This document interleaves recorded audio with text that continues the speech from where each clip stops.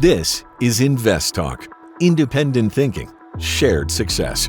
Hi, this is Dan from Walnut Creek, and I had a question about Crocs, stock symbol CROX, and I was wondering if this was a good time to purchase it. Thank you. Let's take a look at Crocs. If you are familiar with this brand, they are very well known within the footwear space for their casual, comfortable clogs. Full disclosure, I bought a pair of Crocs the other day for the first time. I always made fun of my friend that had them for years, but they're pretty comfortable. And you would be pretty comfortable if you held this name in 2024, especially compared to the rest of its industry. It returned 17.3%, outperformed its industry by 56.1%. Pre-pandemic, excellent returns as well. But this year it's been down a bit, right? It has been down a bit over the past 52 weeks, down 39.5%. A lot of this coming from the huge drop-off we saw after a pretty sustainable flat line or flat area towards the beginning of or end of 2024 into 2025, and then a bit of a steep drop-off at the end of July, right? So it climbed down from its local 6-month high about 117, now trading about 86.63. And so a lot of this underperformance is, recent. Right? Year to date, it's down 20.91%. For the past 3 months, it's down 21.21%. Now, growth is fantastic up until 2024, right? You're seeing pretty significant growth to go from 2019 at $1.2 billion in revenue to 2024 at $4.1 billion. Remarkable. But at the same time, now you're seeing revenue fall a bit. You're seeing net income cut by nearly a third, really breaking with that overall trend of growth from $119 million in net income to $950 million in just about 5 years. Pretty significant growth there. And margins are contracting as well from 23.2% down to 15.9%. And so over the past 3 months, this massive sell-off was not just about, a less than exciting beat in earnings and revenue, right? Only 3% growth year over year on revenue, but really about guidance. And so you saw this plunge 25 to 30% in the stock due to that forward guidance. Because you're seeing heavy potential impairment charges, because you're seeing potential continued squeeze in margins due to tariff-related issues. And so the question remains, is now a good time to buy in this name that has really not been that affordable over the past 5 years? Now it's trading at 7.5 times forward-looking earnings, right? Well below its average. Not near the bottom end of that 5-year range, but still pretty darn low here. And so I don't see anything from a technical perspective that would really signal to me that there is a big sentiment shift here, right? You did see high volume sells at the most recent earnings report. But I think the reason why it's trading a bit lower and it has not really broken that trend is mostly because of those macro issues that, given maybe what we're going to see from PCE tomorrow, what we've seen in consumer inflation expectations over the past week, could really hit the bottom line a bit harder. Love the company, really do like the product, but I think there's a bit of headwinds out there that you can't ignore. That is Crocs, ticker CROX. Looks like we got a live call, John from San Jose, listening on AM 1220. How can I help you, John? Hi, good afternoon, Luke. Thanks for taking my call. I had a question about an ETF that was just recently introduced by Calamos family, and the symbol is CAIE, that is Charlie Apple Indigo Edward, CAIE. It's about laddered autocallable notes ETF. They claim to have very good distribution rates. I was just wondering your take on it. Okay, well, taking a look at this, it is a new fund, right? It was launched, it looks like in June of 2025, trades on NYSE. And what it's trying to do is it tries to generate high monthly income with downside cushioning. Let's see if we can scroll down here and see a bit of what they are holding here. Cash and short-term investments making up about 98.22% of the funds. So U.S. Treasuries and cash equivalents around 97% of the funds. And exposure to over 50 callable yield notes via total return swaps. Effectively, again, what you're trying to do is get those monthly distributions up while having it be pretty favorable from a 1099 perspective. Looks like its latest gross distribution was about 39 cents. Distribution frequency you're getting about monthly here. And they have about $136 million in revenue. Quarter to date return about 5.65% versus the MSCI USA Large Cap Index, which is its prospectus benchmark. It looks like at 4.49%. So, effectively what you're trying to do here and what you are doing here is you're getting this yield for about 74 basis points. And with these total return swaps, that's really how they're generating a lot of that yield. Excuse me. Now, that being said, right, my hesitancy is on a couple fronts here. One is there's still some pretty juicy yield out in the market without having to do these total return swaps, which aren't necessarily risky, but they can be expensive to implement. That's why you're getting that 74 basis point expense ratio. Another thing too is, this is a pretty niche way to run an income fund. And given that it's pretty new here, again, only about 2 months old, I don't know, you're paying a lot for something that you can probably get elsewhere in terms of that income yield. So I would probably keep an eye on it, see how it performs over the next year, especially because it is a synthetic portfolio in the way that it runs and achieves that yield. But for now, I would probably stay away given the complexity and how young it is. Thanks for the call, John. Hey, InvestTalk. I had a follow-up question from Friday's episode with Luke. He brought up these TPZ zones where companies can keep things and avoid paying tariffs until they're actually sold. Made me look up companies who own those kind of properties. A company came up called Ryder Systems Inc., ticker R, and looked like they've had a lot of growth over the past 3 years. And I just want to know what you guys think about the company moving forward. And I'll listen on the show. Thanks. Bye. Ryder Systems, ticker R, is a shipping and logistics company. They operate through 3 different business segments: their fleet management, supply chain solutions, and dedicated transportation, most of which is really a lot of their revenue is derived from the first 2. Now, Q2 2025 revenue of $3.19 billion with comparable EPS up 11% year over year. It's pretty impressive, especially with free cash flow jumping $461 million. It is a decent size company, mid-cap company, $7.89 billion market cap company. 1.95% dividend yield is what it is paying right now, and that's pretty consistent with where it's been at least over the past 4 years. Not too high, not too low, just right for where this company usually is. Year to date, heck of a year, up 19.36% over the past 52 weeks, up 33.81%.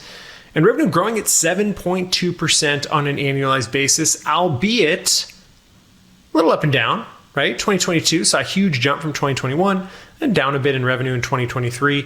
Again, revenue climbing pretty well over the last year. Set to climb a bit, though, at a slower pace, I would say. At the same time, net income still growing pretty significantly, projected to grow from $486 million to $546 million.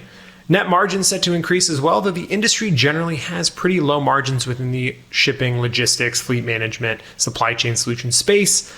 And even with this run-up, it's trading at 13.1 times forward-looking earnings. Pretty solid. What has really driven this over the past 6 months? Well, year-to-date, high enduring upward trend. You saw a structural shift in contractual earnings within its supply chain solutions segment. And the last 3 months saw a dividend hike, as well as some solid Q2 earnings, rising, strong free cash flow. Now, in terms of debt, They got quite a bit, right? It's a $7.8 billion market cap company. They have about $8.7 billion in debt. This is the only thing that really worries me here because, you're having profitability expand a bit. You're having cash flow look solid. They've been buying back shares very consistently over the past 4 years. And again, they're trading just above their average for forward-looking price to earnings. Price to book, though, at the high end of its range. Price to cash flow at the high end of its range. This is a tough one. It certainly has had a lot of technical strength since like 2021. And especially this year, right? You saw a little bit of a consolidation around the 135 level, and it's really been a springboard ever since, propelled by that earnings ever more forward.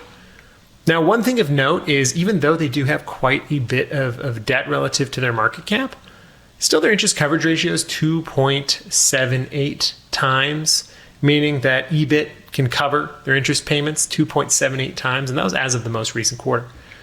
Earnings have been consistently upgraded. I don't know, this is a tough one for me because I am weary of the debt there. I am weary of the cyclical nature here, but this is a pretty solid growing business. So I'm going to give it a thumbs up. That is Ryder Systems Inc., ticker R. All right, let's switch on over to the InvestTalk YouTube comment section question bank. It is always a mouthful to say, and usually I stumble over it, but this time I did it pretty well, I would say. And this question comes in from Randy23, Ramos32, and it's on ticker TSM. It says, would love to hear your thoughts on TSM as a buy and long-term hold position. Thanks for all you do.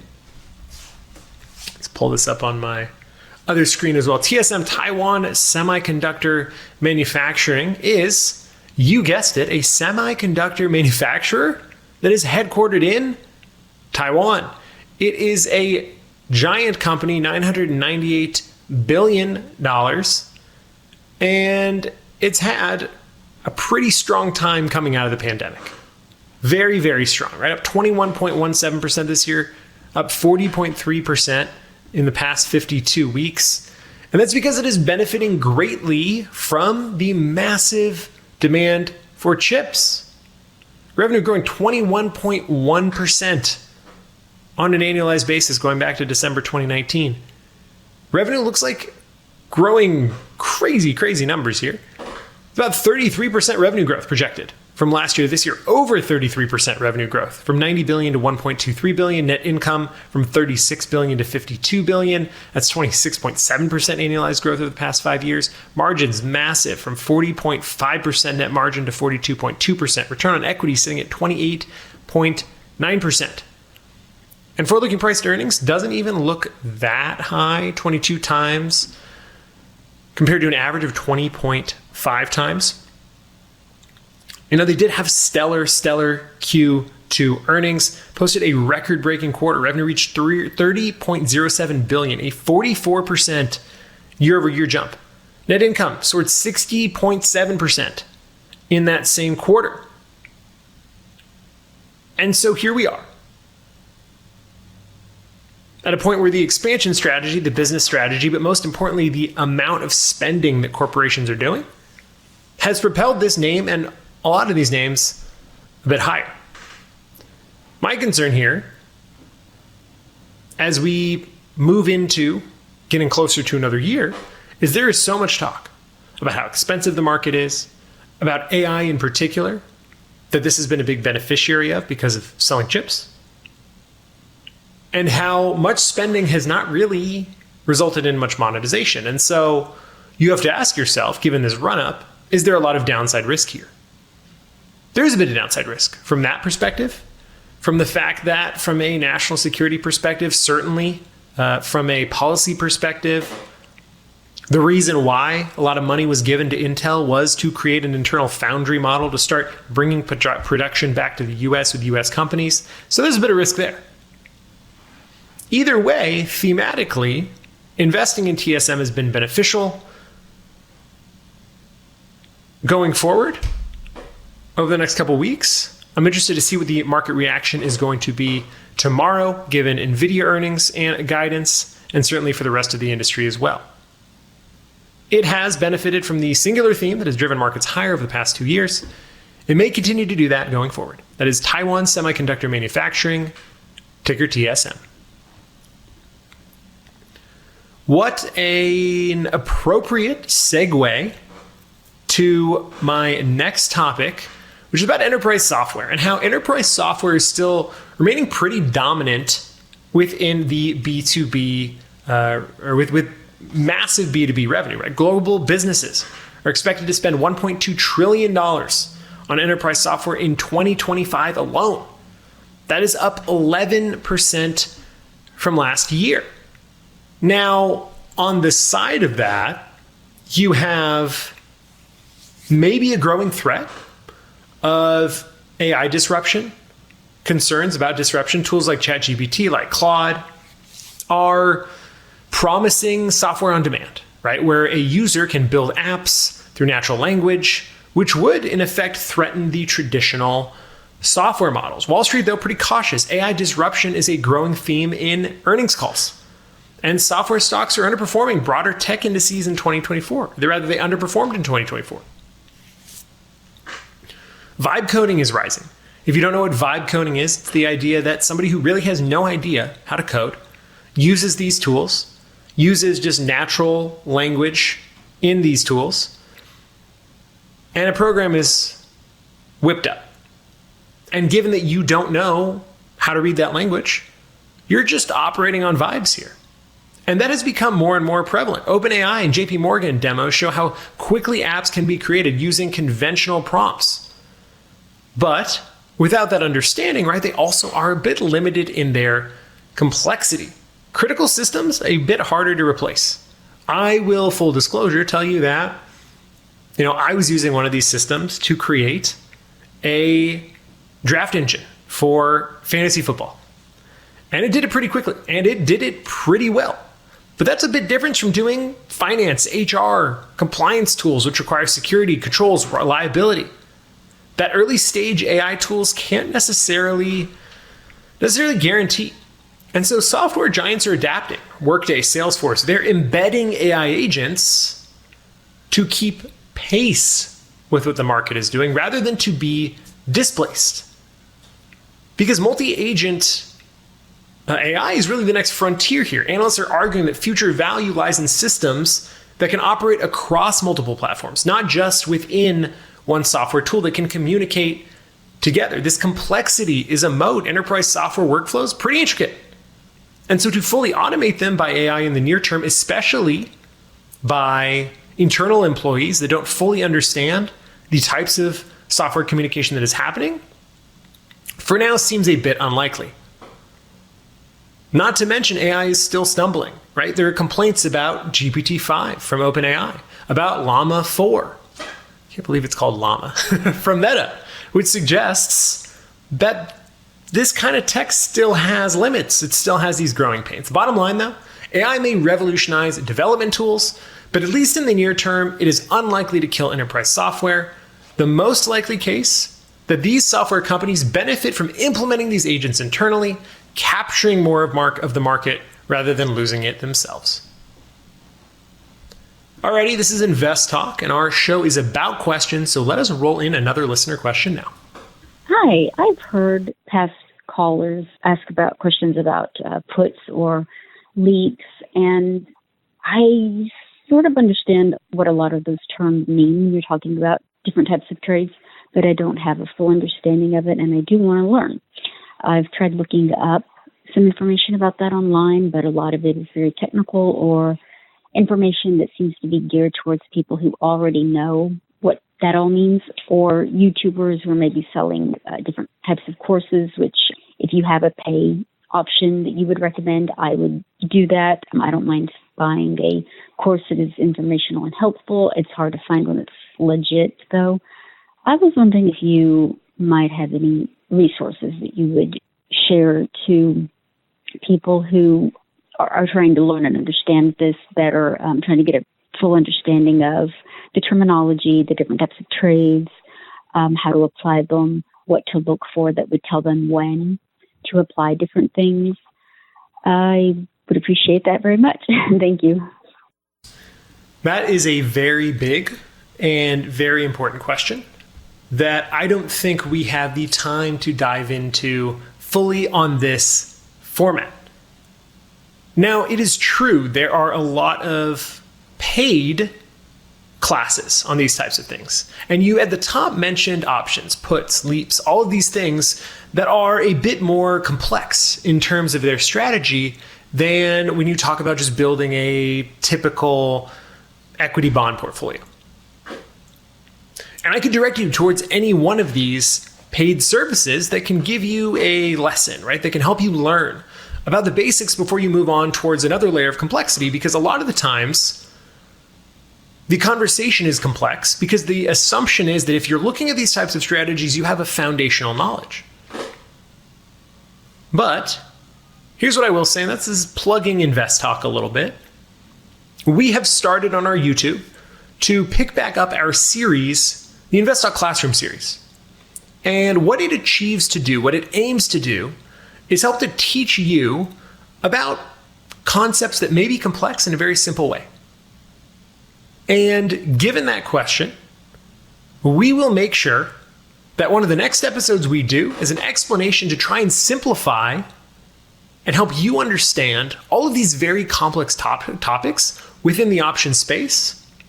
And like all of our other episodes, it'll be available for free.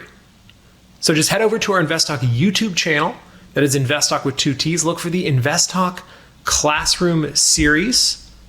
And we'll have that episode out to you as soon as we can. Thanks for the call.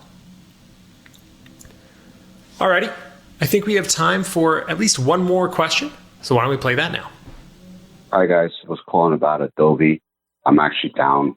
I was wondering if it's worth holding on to, see if it bounces back, or just get rid of it and take my losses. I'll be listening on the show. Thank you. Adobe is a name I think we talked about a couple weeks ago, and not much has really changed in terms of my thinking there, right? It's down 19.86% year to date, down 37.24% over the past 52 weeks. It's trading at a pretty cheap valuation relative to where it's been about at its low. For those of you who don't know, it's a software company. They focus on digital media, digital experiences publishing, and they really fumbled a deal with Figma that could have bolstered their AI presence. But I think one of the big threats to Adobe generally is within this AI space, right? It is one of the more easily, or rather one of the lowest moats in terms of companies that could be affected by AI. And so when you're looking at this, you can say to yourself, okay, is Adobe, which has really been on a relative strength downtrend since the middle of 2023, it's one thing to wait it out, but the better question is, are there better opportunities out there? And so I would say there are.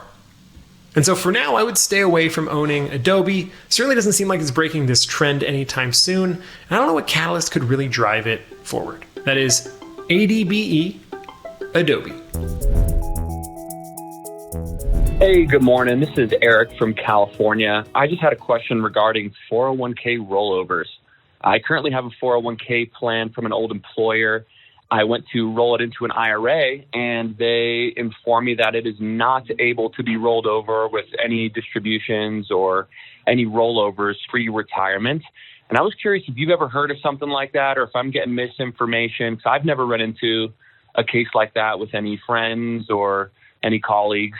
So just looking forward to hearing your guys' response on the podcast. There could be a couple things going on here. One, it could just be an issue with paperwork. Sometimes, right, you're not allowed, or all the time, you're not allowed to roll over your 401k if you're currently at your employer. So it could be possible, I don't know how long you have been away from this employer, it could be possible that the company with which your 401k is custodied hasn't been notified yet of the termination of your employment. So that could be an option. Another is sometimes you can be forced to take a distribution if there's less than $7,000 in your 401k. I think that limit is set to increase maybe, but that's another issue that there may be there.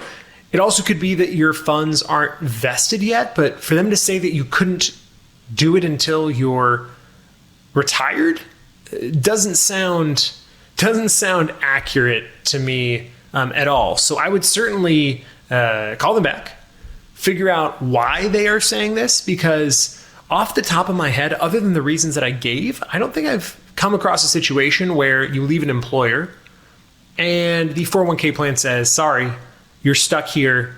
We're going to keep getting our fees. Good luck with that. Thanks for the call. All right, we got time for one more question. Let's play it now. Hey, this is Joe. I'm wondering if you could take a look at Matson Shipping, ticker MATX. Seems like there's a recent pullback from them. They're not at a 52-week low or anything, but they're getting close to it. By my read, it seems like they have a lot of a decent-sized moat shipping on the Pacific in the Americas. They're protected by the Jones Act, and it's hard to get in because they seem to need some specialty boats. But earnings look good. I'm curious why no one is pouring into this. Is it a lack of growth? Is it fear from the tariffs? I'm curious if you could take a peek, and maybe I'm way off base. Alrighty, Matson, let's go through this quickly. Matson is an international oceanic shipping company, about $3.4 billion market cap. Not much debt to speak of, $665 million in debt. Cash flow headed in a downward direction since the end of 2022, coming out of the pandemic when shipping started to pick up again. Profitability falling a bit as well. Margins 24.5% in 2022, projected to be about 11% this year, still down from even last year where it was at 13.9%. But I mean, this business can be all over the place, right? In spite of that, revenue growth looks pretty solid over the past 5 years, though a lot of that is backlogged again from 2022. It's been a bit downward, in fact, falling from 2024 into 2025 as well. Now, the past 6 months, it's had a bit of a rough time. Even over the past year, down 22.26%. Over the past year, down 21.9% year to date. So a lot of that is really in the past 8 months, I would say, in terms of performance. But you know, you may have hinted at it yourself, right? A lot of this is rising trade tensions here. They did have a bit of a mixed performance. They did see a bit of earnings uptake, came in about 2 to 10% above expectations, depending on who you look at, despite a year-over-year drop of about 2% in revenue. So quarterly growth year-over-year did look pretty solid. But people are cautious, right? Only about 4%, I think I saw 4% of their revenue comes from China directly. But, you know, with the threats of continued tariffs, it gives you a, you know, maybe peak shipping season was a bit muted. Maybe towards the end of the year, tensions could continue to rise. And so people are understandably cautious about a logistics company that is primarily an oceanic shipper. Either way, right, it's still looking pretty cheap. I just think that the macro headwinds here a bit much for this company. That is Matson, ticker MATX. I'm Luke Guerrero. This completes another InvestTalk program. Justin and I thank you for listening. And we encourage you to tell your friends and family, just one friend, one family member, about our free podcast downloads and our free videos over there on YouTube. Get them at iTunes or Spotify. And if today's show made you think about your own financial picture, your investments, your taxes, your retirement, whether it's really all working together, Justin and I would love to speak with you, because at KPP Financial, we offer no-cost portfolio reviews to help bring clarity and confidence. If that sounds interesting, just head over to InvestTalk.com and click on the portfolio review button. Independent thinking, shared success. This is InvestTalk. Good night.